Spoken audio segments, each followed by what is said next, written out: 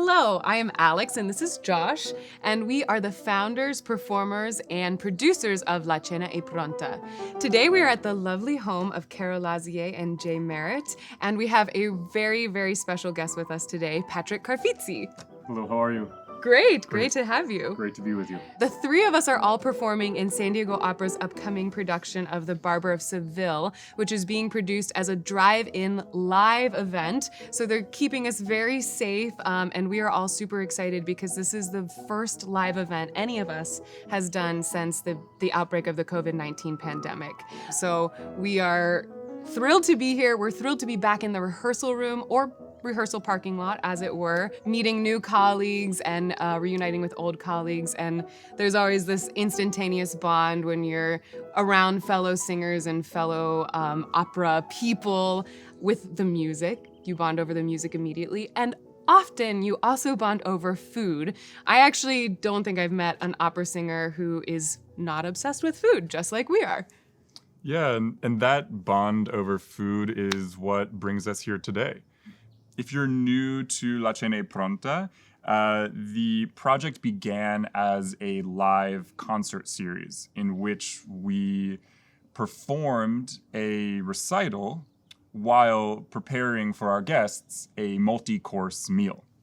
But in the last year, we have moved to a digital format to continue to explore the ways in which music and food intersect.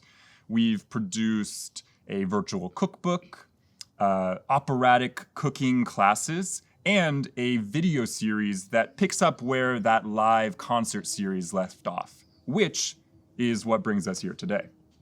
Yes, and which is what drew me to La CENA È PRONTA. Now, a bit of fun history.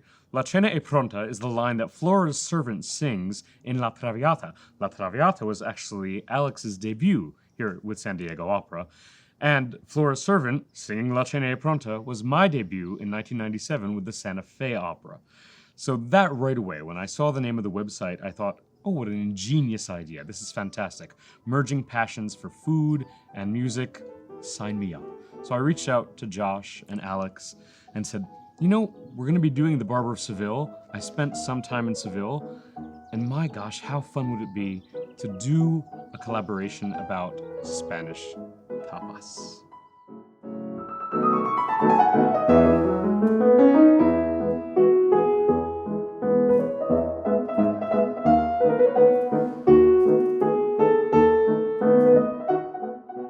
So tapas are a fantastic experience, and you can have them in all different ways throughout Spain, and indeed throughout the world at this point, luckily for all of us. For me, I first experienced tapas when I had to go to Seville in the middle of summer, not knowing that Seville in the middle of summer equals 110 degrees in the shade. And the only relief I could find was going into a bar and having, as you see before us, a beautiful glass of wine and a small plate put on top, and that was a tapa. That was my introduction to tapas. Not long after that, I discovered Tortilla de Patata. Tortilla de Patatas is perhaps one of my favorite tapas, and it is very simple, very lovely, and now we're going to take a journey into Carol and Jay's kitchen and show you how it's made.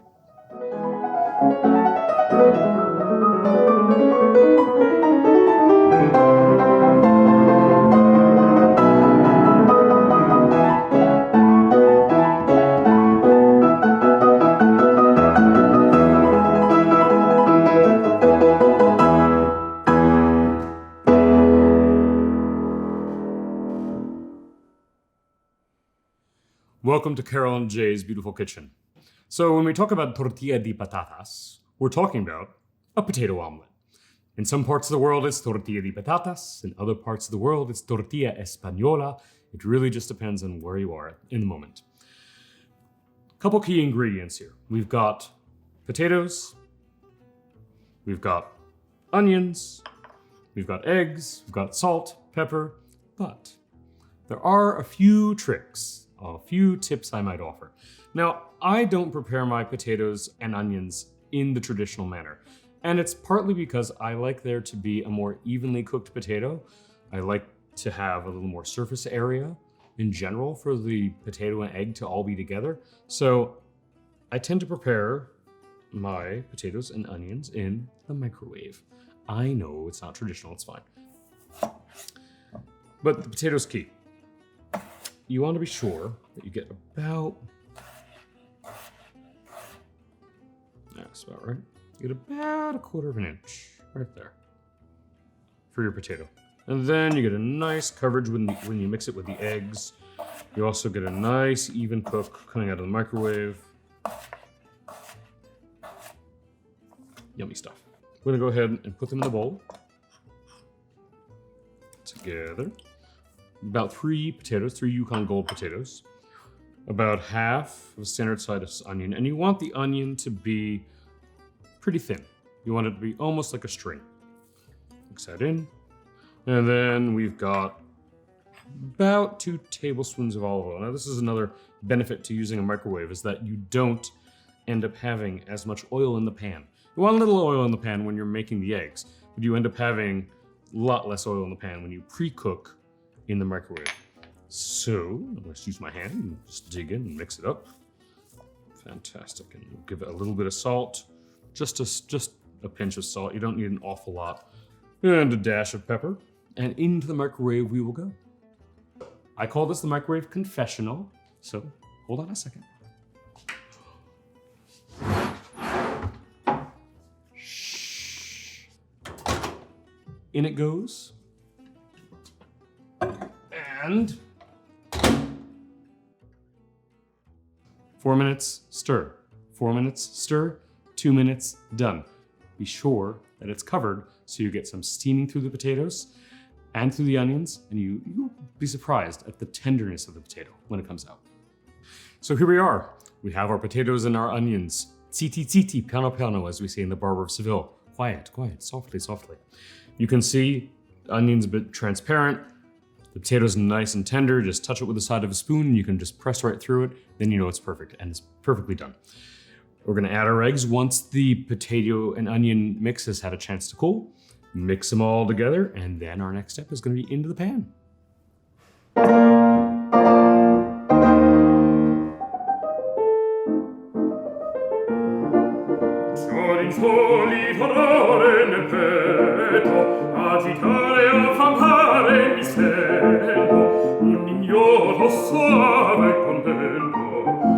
Trasporta a brillare mi fa, un ignoto soave contento mi trasporta e brillare mi fa, un ignoto soave contento mi trasporta e brillare, brillare mi fa. Voi partite, ne più m'annoiate,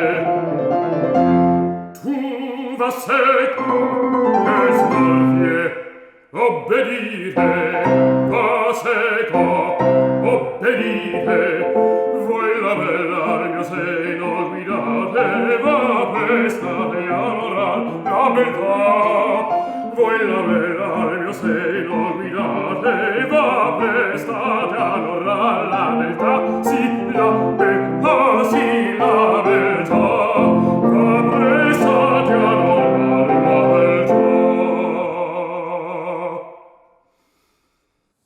So this is the part of tortilla making that probably is the most classic. This is how you get that beautiful even brown on both sides of the tortilla.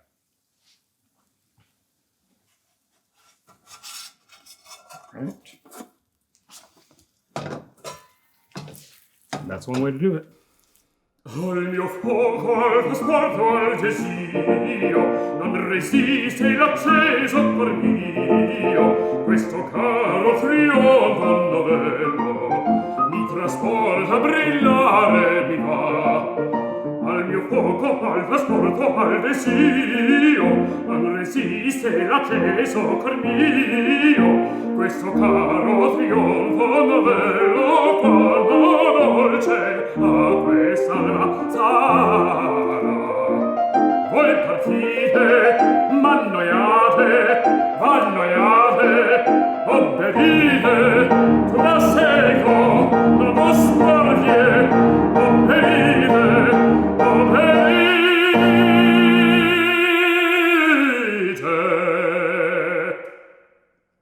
Fun little fact. Some people in Spain prefer their tortilla to be wet in the center. I prefer mine generally to be dry in the center. Some people make a tortilla with onions. Some people make a tortilla without onions. Both are great. Both are delicious. Just gotta choose which one you like. Al mio fuoco al trasporto al vesio non resiste acceso Conduit. Questo caro trionfo vero quanto dolce a quest'alma sarà. Quanto dolce a quest'alma sarà. Sarà quest'alma sarà. Quanto dolce a quest'alma sarà. Sarà quest'alma sarà. Quanto dolce a quest'alma sarà. Quanto dolce a quest'alma sarà. Sì, sì, sarà. Sì, sì, sarà.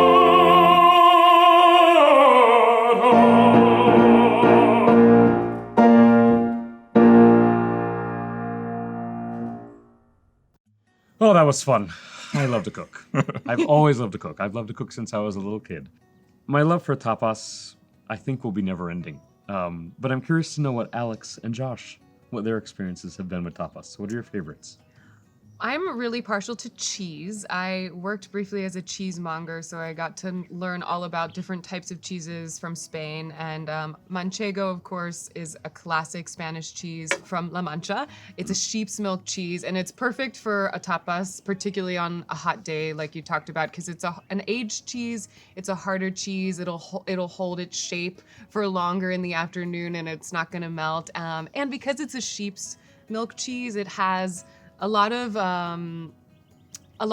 herbaceous grassiness to it, which creates a bit of interest and pairs really well with some of the other things you find when you're having tapas. So it's great with honey, it's great with fruit, it's great with nuts, it's great with meats. So yes, a classic manchego is something I really love.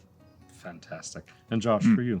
When I think of tapas, there's a particular experience that comes to mind. And years ago, I was in Spain, lucky enough to be in Bilbao in the Basque Country. And, every part of Spain, I think, has its own take on tapas. And in the Basque Country, tapas tend to be referred to as pinchos.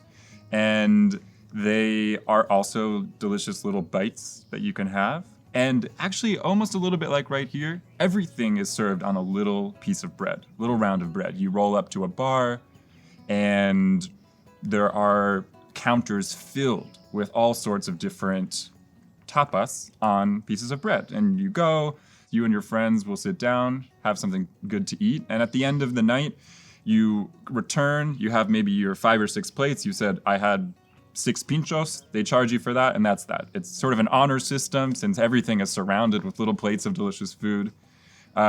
And it was just such a fun experience that whenever I think of tapas, I'm sort of transported there. Yeah, I too have had that great fortune of experiencing tapas in different parts of Spain.